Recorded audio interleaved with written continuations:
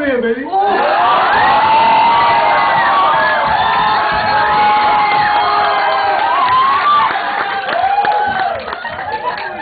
Magiging mama ko siya. Alright, son. Meet your future mom. My future. Give me a hug. Give me a hug.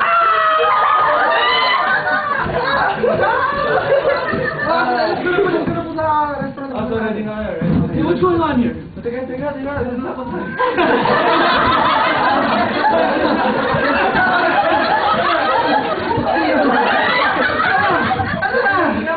Wala ka takawalan ko, anak.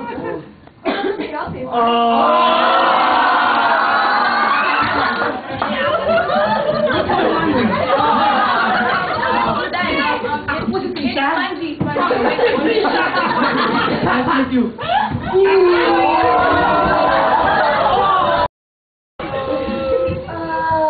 What did you do to my son? What is your girlfriend? This is your girlfriend. No, this is my girlfriend. Honey.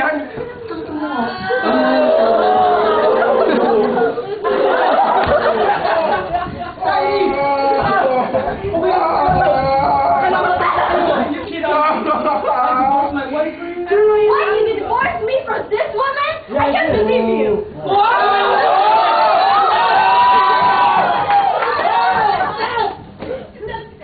You know what? You stop. I'm sorry. I like you. Why do I do it?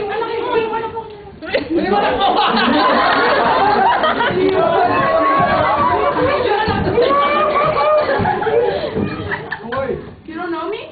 No. How come you don't know me? Oh yeah! Let's go, anak. Let's go.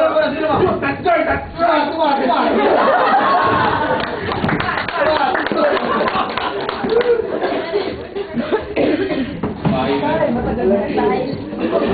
Ito pa na ito.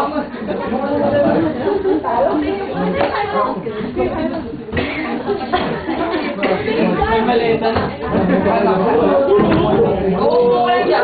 Here's your phone. Get out of here. I don't want to see you ever in my life. Okay, me too.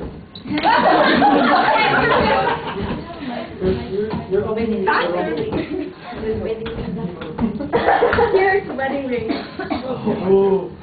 Lord Heavenly Father, we call on your mighty name, Father. I need your help with the current situation right now. I know that I rarely talk to you, but right now, you are the only one who could help me, oh Lord. I pray that you help our family, and they realize they're wrong, and may they realize their wrongdoing and misunderstanding. May you bring them back together and remind them why they fell in love in the first place. Give them humility and a forgiving heart to heal their relationship. Lord, in this storm that we are facing right now, may I continue worshiping you, for you are the Lord, our God, who deserves all the glory and praises.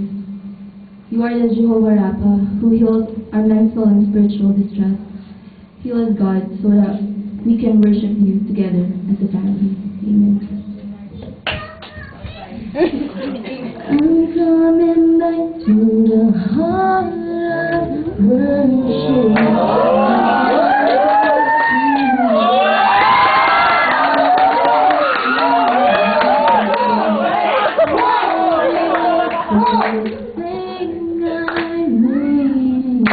It's all about you.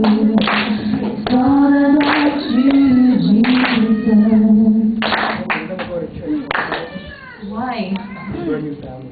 Are you serious? Just give me 10 minutes. I'll be ready, okay?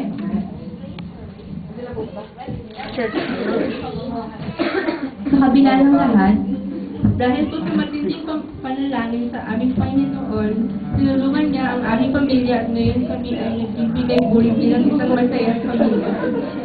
Sana po ay manatiling ganito hanggang sa huli. Salamat po sa pakikinig sa aking problema. Nagmamahal sa Raida.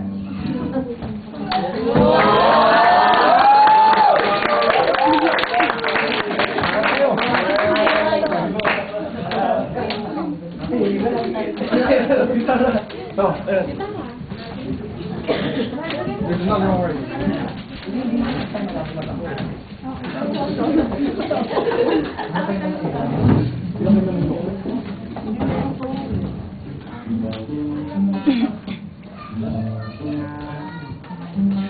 Okay,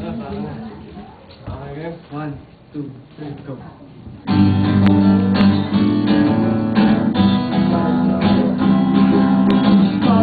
Back to a happy life. These words are gone.